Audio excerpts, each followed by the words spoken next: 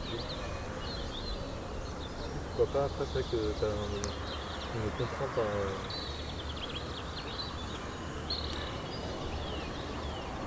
on peut descendre un petit peu par rapport à ça. Au niveau de place,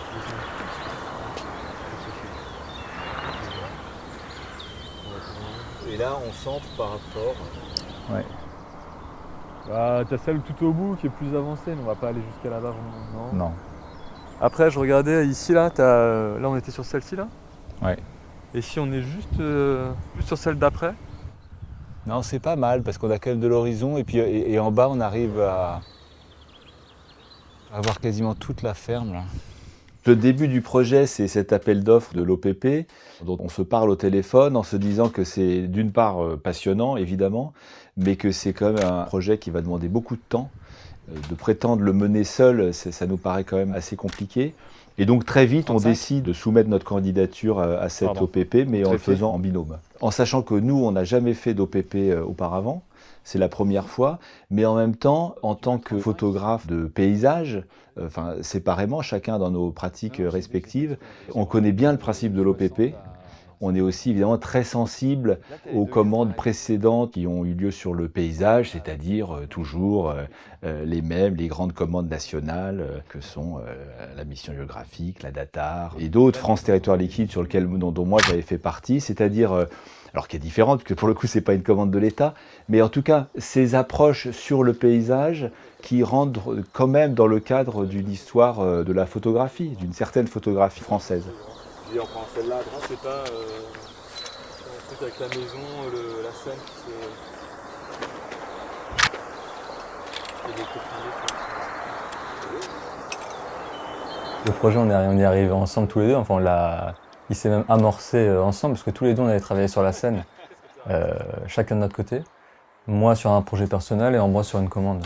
Moi, je suis natif de Normandie, à Vernon plus précisément, et j'ai longtemps travaillé sur la Seine, sur la vallée de la Seine. On parle de cette commande, est-ce qu'on est prêt pour le faire? Et puis finalement, ça faisait sens parce qu'on se connaît depuis très longtemps, qu'on a un peu la même, on va dire, la même sensibilité au paysage, même si on a forcément des différences, mais ça validait un peu notre histoire aussi ensemble de photographes, parce que moi j'ai longtemps travaillé avec Ambroise en tant qu'assistant, et au fur et à mesure, moi j'ai développé ma pratique, et là c'était un peu, c'était logique, c'était on est tous les deux travaillés sur ce territoire-là, de se mettre ensemble et de travailler là-dessus.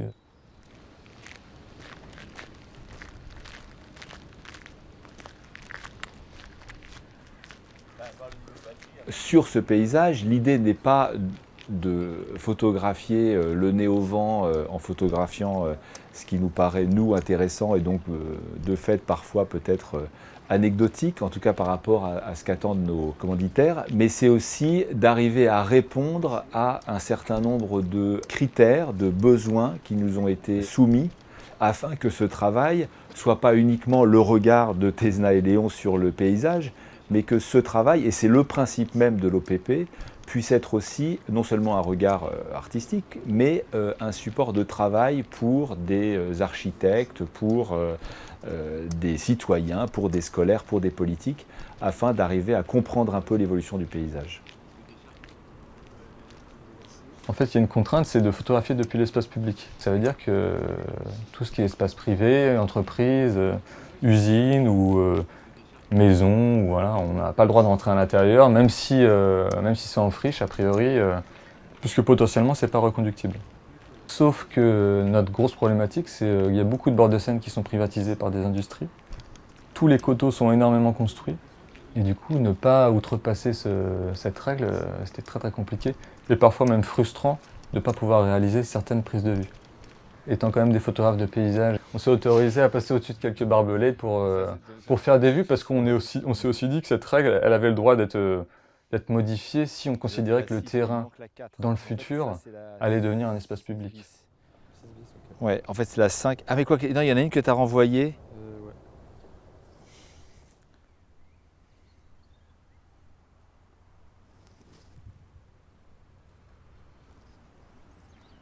Là, il avance vers là un peu. Ah, il arrive. Ouais, là, il vient là. Ah, c'est juste un tout petit coup de patte. Hein.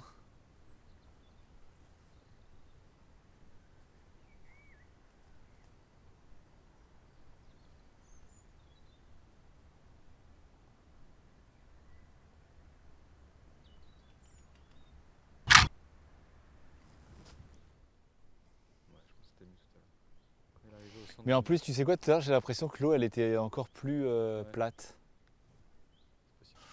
Bah, tu vois, on pensait pas la faire, et en fait, on l'a faite. Ouais.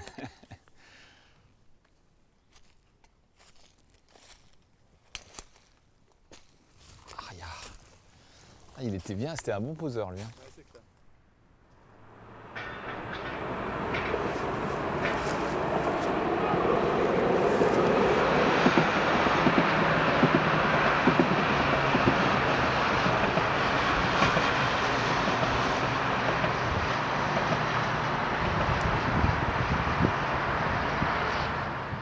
Le protocole de l'observatoire, c'est quelque chose d'assez contraignant.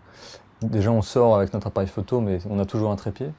C'est le positionnement de la photographie qui fera vraiment que le cadre est vraiment identique. C'est-à-dire que de la même manière qu'à l'époque, on mettait un liseré noir sur les photographies pour vraiment voilà, montrer que l'image n'a pas été recadrée, nous, notre image, elle n'est jamais recadrée. C'est-à-dire qu'au moment où on sort avec Ambroise, on a repéré un endroit, on a repéré un lieu, on arpente, on cherche le point de vue, on tourne autour, voilà, on peut faire 3-4 km, chercher les axes. Avant même de mettre l'appareil sur le trépied, on sait à peu près ce que va être notre cadre. Donc on pose notre trépied, on met l'appareil et ensuite voilà, le cadre se définit on va dire au millimètre, un peu plus à gauche, un peu plus à droite. L'horizon bien droit aussi, parce que c'est des vues qui sont voilà, qui vont être reconduites exactement de la même façon qu'on les a prises. Une fois que tout est fait, que la photo est faite, on mesure la hauteur. Avec notre téléphone, on a une application qui nous repère, on fait des impressions écran de carte IGN à plusieurs tailles. On repère les coordonnées GPS. On fait des photographies aussi du trépied pour bien repérer par rapport à un lampadaire, par rapport à un trottoir, à une distance. Ça nous arrive aussi de repérer des distances par rapport à d'autres éléments, parce que sur un pont par exemple qui fait 100 mètres de long, se positionner au milieu ou 25 mètres à droite ou 25 mètres à gauche, c'est pas la même chose. Donc vraiment, ça nous arrivait de compter les barreaux du pont. Et donc tout ça, après, quand on revient le soir, qu'on décharge nos images, en même temps, il y a ce travail de fiche où on récupère les photographies, les impressions écran des cartes, la hauteur, etc. Et tout ça, on va le répertorier sur une fiche qui va voilà, exactement identifier le point de vue avec tous ces repères pour que si ce n'est pas nous qui faisions les reconductions, elles puissent être reconduites facilement par quelqu'un d'autre.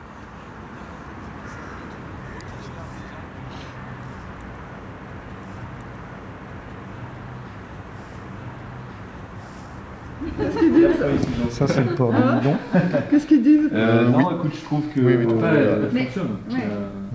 Mon travail de coordinateur donc, est de permettre finalement que les 3 CAUE, le CAU des Yvelines, le CAU des Hauts-de-Seine, le CAU du Val d'Oise, ainsi que le service patrimoine et inventaire de la région Île-de-France, travaillent de concert pour suivre la mission photographique. Et puis également, il s'agissait aussi donc, d'inscrire ce travail en convergence avec l'Observatoire normand. Donc le travail de coordinateur est d'une certaine manière d'animer les réunions, de faire circuler les informations, d'aider à la prise de décision. Les 400 photos sont d'abord examinées en séance, donc présentées par les photographes aux porteurs des projets. Donc, le CAU des Yvelines, le CAU des Hauts-de-Seine, le CAU du Val d'Oise et le service patrimoine et inventaire. Donc on fait une présélection, cela génère un certain nombre de réunions. Et ensuite, une fois qu'on a calé cette sélection, on opère une deuxième passe, qui est une passe de sélection thématique, qui sont basées sur des thématiques qui sont convergentes avec l'Observatoire normand. Donc c'est un peu le deuxième passage pour opérer un deuxième tri. Ce deuxième tri ensuite a été présenté à un collège d'experts formé de plusieurs compétences dans le domaine du paysage, de la photographie, mais aussi du patrimoine, de l'urbanisme. Donc cela nous a permis de confirmer les choix. Voilà, donc c'est à peu près par passes successives. Elle fait discuter, elle fait parler.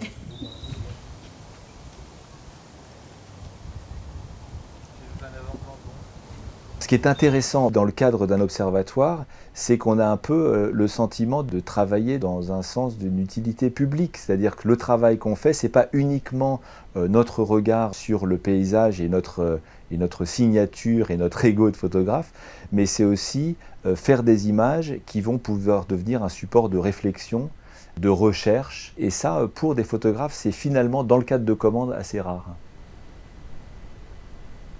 Un observateur photographique du paysage, c'est pas seulement le grand paysage sauvage avec la grande vallée, l'image parfaite de carte postale, c'est le paysage aussi urbain qui est moins lisible et qu'il faut rendre lisible pour maintenant mais aussi pour le futur.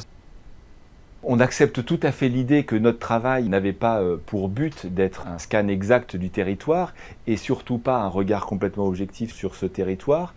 Et pour l'avoir arpenté un peu dans tous les sens, on sait qu'il y a des zones qu'on n'a pas parcourues, en tout cas sur lesquelles on ne s'est pas arrêté, soit parce qu'on ne les a pas traversées, soit parce qu'au moment où on y était, elles ne méritaient pas, en tout cas à notre sens, de s'y arrêter pour être photographiées. Et c'est en cela que, assez vite, alors que ce n'était pas quelque chose qu'on avait défini au départ, on s'est mis à écrire, et on s'est mis finalement à écrire nos doutes, nos hors-champs, les zones qu'on aurait pu photographier mais qu'on n'a pas photographiées, en se disant que ce travail, il allait nous aider, nous, pour essayer, comme ce travail a duré quand même pendant plusieurs mois, à essayer de bien comprendre géographiquement de quelle manière on se déplaçait, mais en se disant finalement, et on avait été en cela assez surpris de voir que nos porteurs, quand ils ont commencé à lire notre journal de bord, trouvaient que c'était finalement peut-être pas aussi intéressant que les photographies, mais qu'en tout cas ça faisait complètement partie de cette commande qu'ils nous avaient passée.